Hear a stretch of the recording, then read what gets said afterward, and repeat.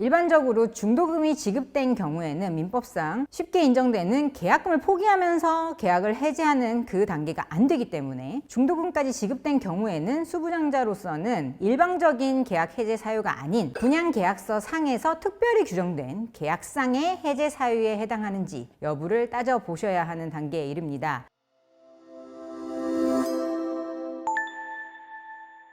안녕하세요. 부동산 전문 변호사 해결사 쪼변입니다. 둔촌 주공 사태, 태영건설 부도, 롯데건설 재무 이슈 등 건설사들의 자금 위기 등 부동산 PF 관련 이슈가 계속해서 보도되고 있는데요. 이번 콘텐츠에서는 부동산 PF는 무엇이고 수분양자 입장에서는 어떻게 대처하는 것이 좋은지 말씀드리도록 하겠습니다. 부동산 PF는 프로젝트 파이낸싱의 약자로 대형 부동산 개발 사업을 추진하기 위해서 필요한 자금을 조달하는 방식을 의미합니다. 일반적인 대출과는 달리 PF는 개발 사업 자체의 수익성을 담보로 자금을 융자하는 방식인데요. 예를 들어서 아파트의 경우에 금융기관은 해당 프로젝트가 완료된 후 분양이나 매각을 통해서 발생할 수익을 전제로 대출을 해줍니다. 그렇기 때문에 금융기관은 프로젝트가 성공적으로 완료될 가능성을 매우 중요하게 여길 수밖에 없습니다. 쉽게 말하면 여러분들이 평소에 주변에서 보시던 건물, 그리고 아파트, 상가 대부분이 금융기관 대출을 통해서 지어진 것이고 대출을 해주는 금융기법 중에 하나가 바로 부동산 PF라고 보시면 됩니다. 즉 대출을 먼저 해주고 건물이 올라가고 나면 그때 발생하는 분양대금 잔금으로 해당 대출을 갚는 구조라고 보시면 되겠습니다. 한편 최근 몇 년간 이 부동산 PF가 계속해서 위기라고 하는데 그 이유는 크게 세 가지로 꼽을 수가 있습니다. 첫 번째는 금리 인상 이슈입니다. 최근 미국에서 빅컷이 있긴 있었지만 지난 수년 동안은 세계적으로 금리가 인상되면서 PF를 통해서 자금을 조달하는 데 필요한 비용이 늘어나서 건설사의 이자 부담을 가중시켰고 결국 프로젝트가 중단되거나 분양 가격 상승으로 이어지게 됐습니다. 두 번째는 부동산 시장 자체의 침체입니다.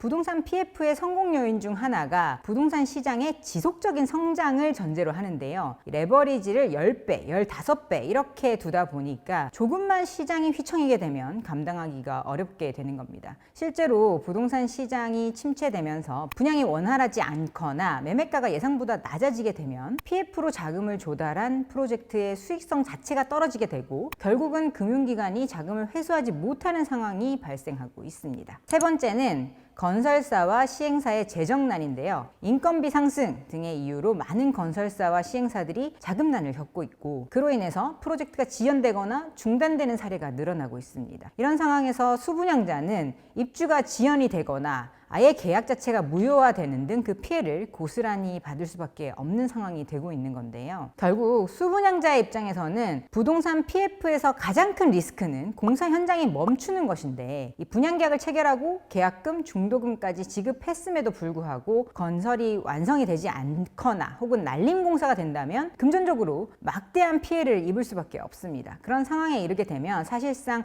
모든 이해관계자가 힘든 상황이라서 현실적으로 바로 해결하기는 어렵기 때문에 결국 소송으로 갈 수밖에 없는 상황이 되는데요. 일반적으로 중도금이 지급된 경우에는 민법상 쉽게 인정되는 계약금을 포기하면서 계약을 해지하는 그 단계가 안 되기 때문에 중도금까지 지급된 경우에는 수분양자로서는 일방적인 계약 해제 사유가 아닌 분양계약서 상에서 특별히 규정된 계약상의 해제 사유에 해당하는지 여부를 따져보셔야 하는 단계에 이릅니다. PF 분양계약서 상에는 이 시행사나 건축주의 잘못으로 수분양자가 계약 해제권을 갖는 특수한 몇 가지 경우를 정해두고 있는데요. 이때 시행사는 수분양자에게 계약금을 돌려줘야 한다라고 기재된 경우가 있습니다. 먼저 첫 번째로 시행사 또는 건축주가 입주 예정일을 3개월 이상 도과하는 경우입니다. 판례는 이러한 경우 수분양자들이 계약 해제권을 가진다라고 정하고 있는데요. 다만 여기서 주의해야 할 점은 책임 준공형 관리 신탁 계약에 따라서 입주 예정일이 연장되는 경우가 있습니다. 계약서상에는 눈에 보이지도 않게 아주 작게 책임 준공형 관리 신탁에 따라 신탁사가 책임 준공 의무를 다하는 경우 6개월 정도 입주 예정일이 연장된다라는 내용이 이 계약서상에 들어있는 경우도 경우도 있기 때문에